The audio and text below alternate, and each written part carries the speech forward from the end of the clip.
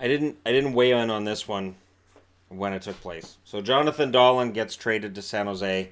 The Canucks get back Linus Karlsson, and Canuck fans kind of got upset about it, and I didn't understand why. Yes, Dahlen had good chemistry with Elias in Sweden and all of this, and we're gonna get this great.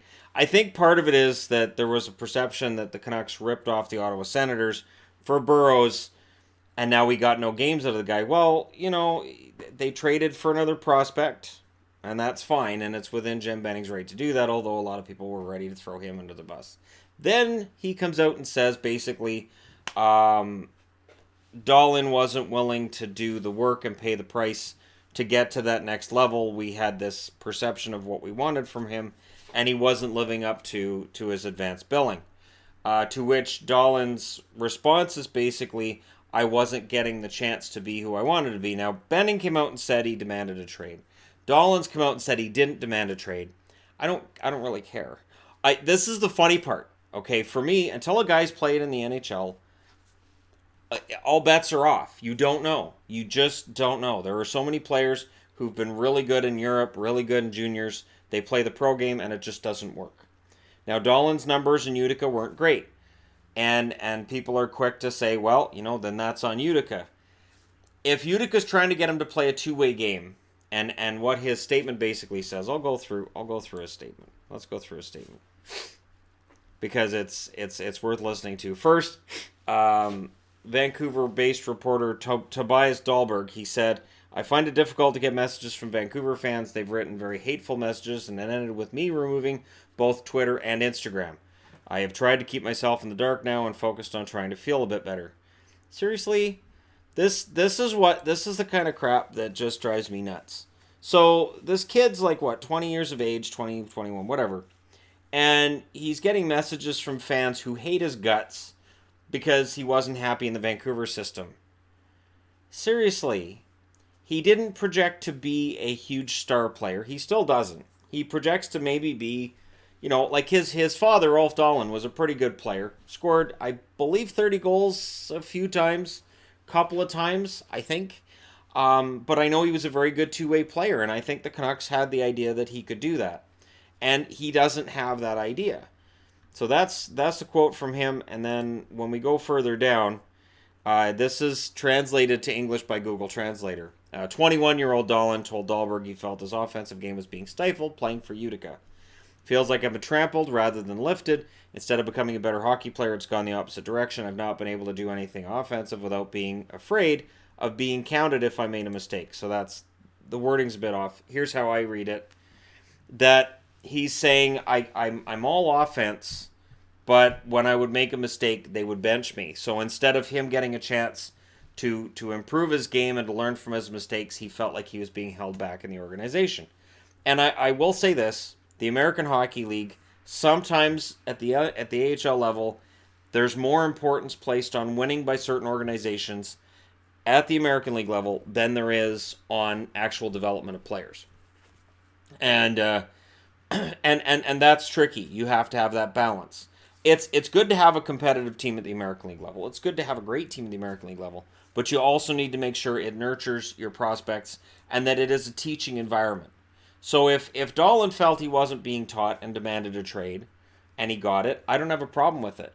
If Dahlen didn't demand a trade, and his agent said, well, we think Jonathan would benefit from going somewhere else, I don't have a problem with it. And this is where it gets weird to me. I don't understand leaving horrible messages to a kid, and he's a kid, whose basic idea here is, I want to become the best player I can be, and I don't feel like I could do that in the Vancouver organization.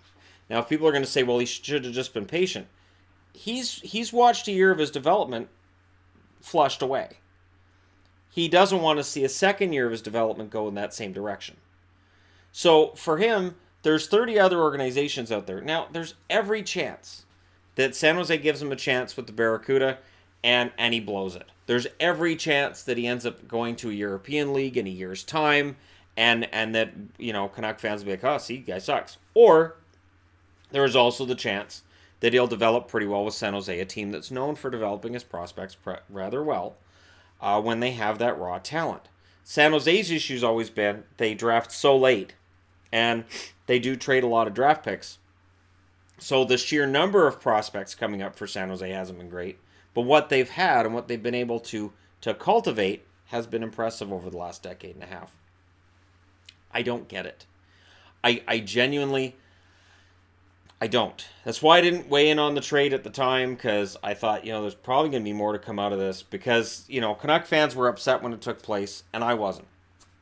I thought, okay. 21-year-old kid, apparently not happy in the organization. All right, that happens. Happens in every single organization.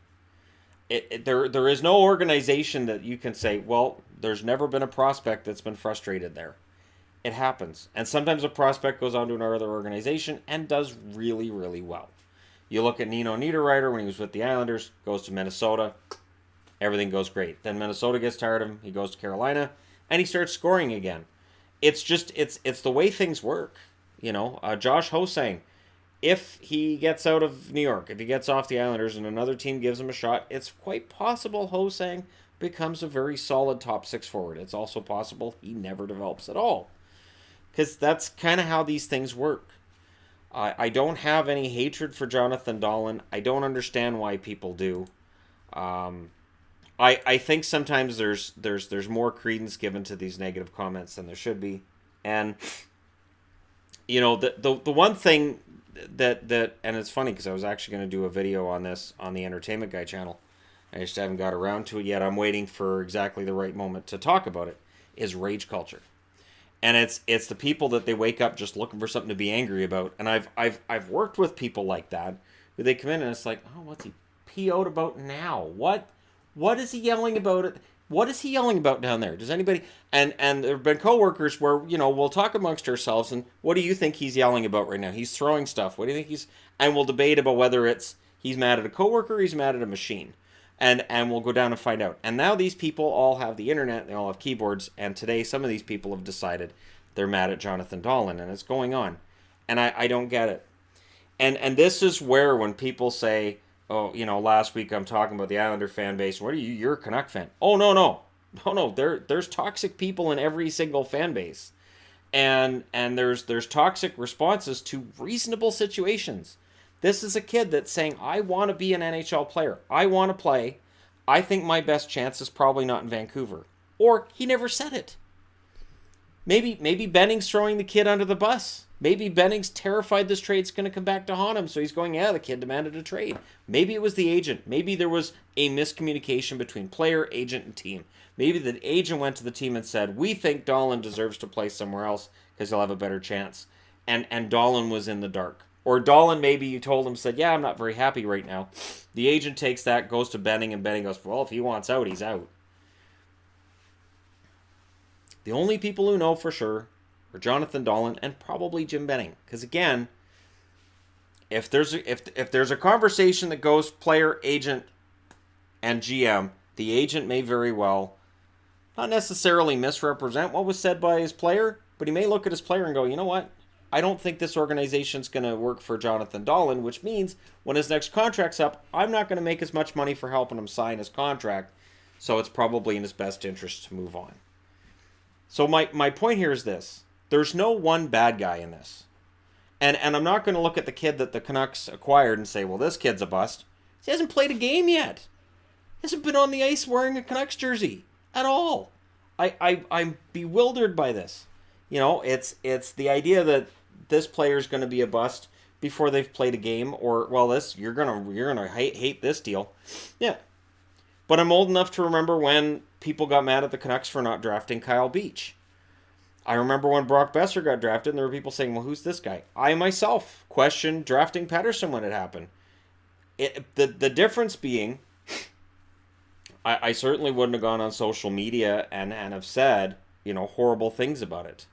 And just I don't understand that. I don't understand the rage is basically where I'm at, and why there are people who feel the need to message somebody they don't know who's a professional hockey player, and even if he's a bust at the American League level, he's still ahead of 98% of the people who ever jump on the ice, and decide we're going to send him these horrible messages.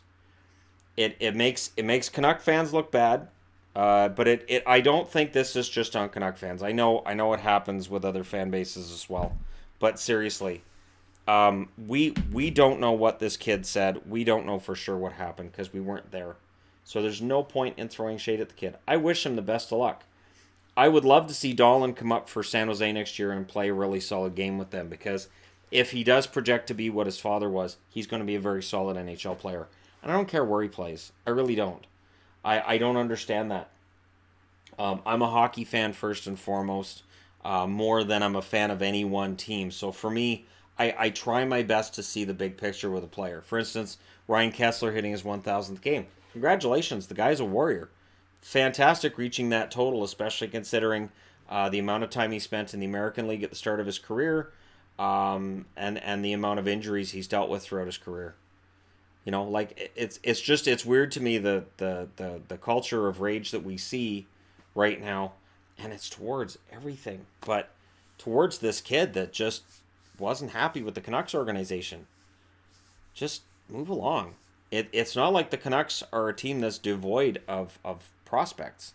And again, Dahlen didn't project to be this big star scorer. He projected to be a pretty decent, probably third liner, maybe second liner, but probably a third liner. So we'll see what happens.